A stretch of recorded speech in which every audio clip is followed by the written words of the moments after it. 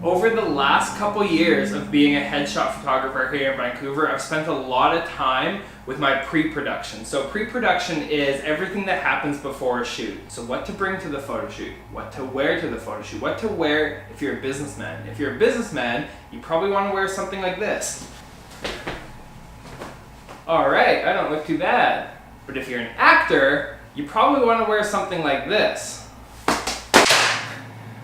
Alright, well this is kind of what I was wearing before.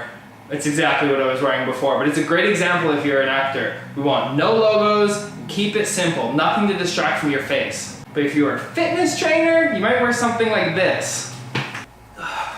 A tank top to show off your muscles. Although I haven't been to the gym, and you know what? Just stop filming.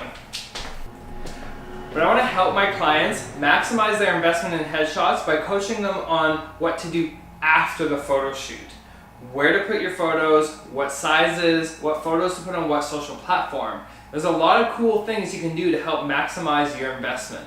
So let's head over to the computer and take a look. Alright, we are on the computer now, and I want to start with LinkedIn as the first social profile I talk about how to maximize the value of your headshot, because the majority of the people who are my clients are businessmen and women and use LinkedIn to get business. So let's jump into LinkedIn. Now the first thing I want to talk about is the cropping of your photo. Now I provide my clients with the edited photos, not cropped, so you have some freedom to play throughout the different social platforms and websites that you may be using. So if we jump into Google and Google LinkedIn profile picture tips, an article pops up right here at the top. Now on the second line is make sure your face takes up at least 60% of the frame. Now there's a few reasons for this. So if we go to LinkedIn and we just quickly kind of scroll down, we can see the profile pictures here of people. Now this photo is quite small, and I'm on a 27-inch monitor, and the comments are even smaller. You can see Chris Bradley down here. You can barely see him because the photo is so small, and that is why LinkedIn recommends, and I also recommend for LinkedIn, that your face takes up at least 60% of the frame. So if we come into my photo right here, you can see your profile photo right here. This round profile photo is where your headshot will be, and if you click on it right here like this, you can change photo or upload a new photo, and you can choose the zoom tool right here to kind of adjust the crop. Now you can see with these lines, this would be each column would be about 33% of the photo, so 60% would actually be more accurately be, more zoomed in like that, like almost two columns. So I'm going to adjust my crop there. So I'm going to hit apply, and now my face is going to be more visible so people remember who I am. Now that's important to maximize your investment, because you're paying for headshots so people can see who you are. So if your face takes up less than 60%, you're really going to get lost. For example, let's take a look at this photo that I love of myself. Great photo, I really love it, but my face is really tiny in the photo, and sure, we could crop in, but there's some distractions here. We have a ladder, we have a light, we have just a lot going on, and as an environmental portrait, it's accurate of my job and it's really cool, but I think this would be more of a Facebook photo, or a photo of my website on my bio page, or maybe if I was printed in a publication or an online blog, this would be a great photo. It kind of tells people who I am, what I do. But for a LinkedIn profile shot in particular, this would not work. It's quite distracting. I would get totally lost. If we zoom out, we can see among the rest of these profile photos, who sticks out. I can tell who this person is. I can tell who all these people are. But then when we get to this photo, it really just looks very lost. So cropping of the photo is very important and should be considered. LinkedIn recommends 400 pixels by 400 pixels, but you can upload a larger photo. I provide my clients with 3000 pixels by 2000 pixels. It depends if it's landscape or vertical. So for instance, if we just take a look at this photo of Mike, I would provide this photo to my clients 3000 pixels long and 2000 pixels wide. So when you upload, like let's say this is the photo he wants to use, you upload it into LinkedIn. I'll just do it here on my editing program. But if we crop it, LinkedIn's going to make it square. You have these same three lines here helping with proportions. We'd probably crop it, that's, roughly 60%. We'd probably crop it in something like that, and that would be his LinkedIn profile photo that we would see right here. The next thing I want to talk about is web banner here. Now, these are photos I can help take during the headshot session. I just need to really know what you need and what you're going to use the photos for. And I want you to start thinking of your photography as assets, and they have value.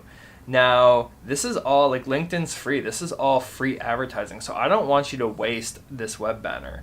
I chose my web banner, a photo of me taking a photo, as it's a good representation of my job. I really love the mood. I could have added maybe a logo here or some text.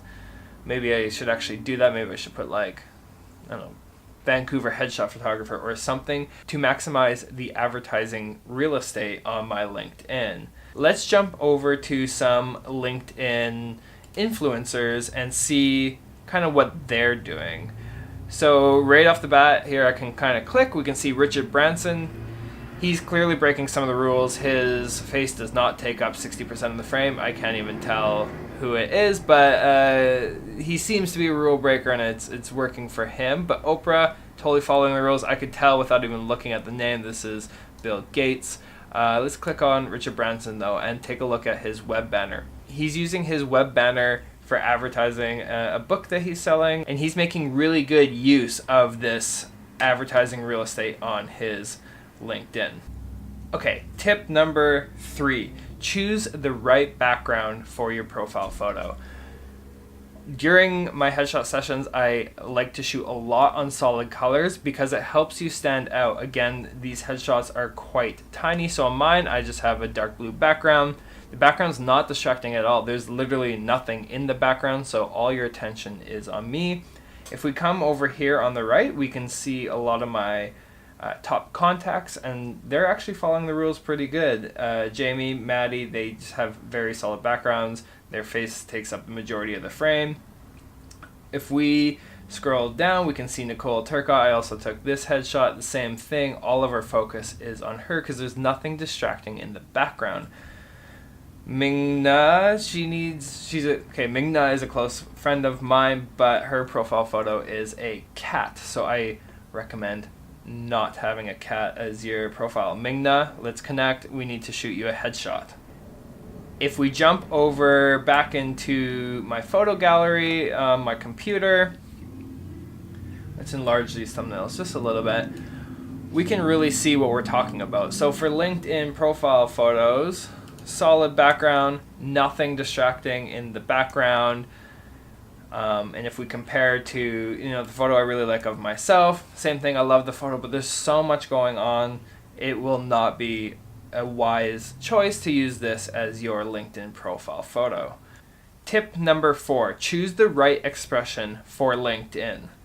So if we come over here to my editing program again, and we have my gallery of some of my favorite photos I took throughout this year, let's pick, who should we pick on? Let's pick on Jeff. Jeff is a very high-end financial advisor, very successful, and he came in to get LinkedIn photos from me, but during the photo shoot, he asked me if he could take maybe a little more of a Red Bull snowboarding styled portrait. Now, of course, I can do this. That was totally right up my alley, and this is what we turned out. We love this photo, but maybe not the right photo for LinkedIn. His expression is quite serious. This is quite an edgy photo. And so Jeff chose the proper photo for his LinkedIn. This would be an amazing Instagram post, an amazing, maybe Facebook profile photo, but not for LinkedIn. Let's take a look at the next photo. I shot this photo during our headshot session and really love the expression, love the fashion. It's tons of fun, but it's gonna make a better Facebook profile photo because he's not making eye contact at the camera. In order to build a lot of trust with your audience, the people online, you're going to need to make eye contact. Eye contact really builds trust. But I love, we can look at either one of these two. I love either one of these for LinkedIn. Friendly expression, one smile with teeth, one with not, but the eyes are making eye contact with the audience on LinkedIn. The backgrounds aren't distracting. One of these was taken in the studio, one of these was taken outside. So really find the right expression for LinkedIn. Not every photo is going to be perfect for LinkedIn. Not every photo is going to be perfect for Facebook. Even online dating. What do you want to tell the world about yourself? So during our headshot session, we take a wide variety of photos. We could even throw in this one. It's fun. It's outdoors. Not right for LinkedIn. Maybe right for a blog post. Tip number 5, choose the correct wardrobe for LinkedIn. I always recommend people dress like they're going to meet a new client for the first time. So if you're a businessman, or you're an actor or a model, or you're a software developer, totally 3 different careers, but you really need to take into consideration what photo to use on your LinkedIn. So as a businessman, very high-end, has a lot of high-end clients, suit and tie, a definite must for your LinkedIn profile. But then an actress model showing up to an audition needs to look much more natural. Plain white t-shirt is perfect. And over here we have a fashion-forward, he's not a software developer, but he's in the tech industry, and this is perfect for him. He doesn't wear a tie to work, so he doesn't need to wear a tie in the photo. And that is my 5 tips for maximizing your headshot investment on LinkedIn. Let me know below what social platform you would like me to advise on next using your headshots, whether it's a personal website, Facebook, or even your Gmail. There's a lot of places you can use your headshots. So maybe comment below and let me know your feedback.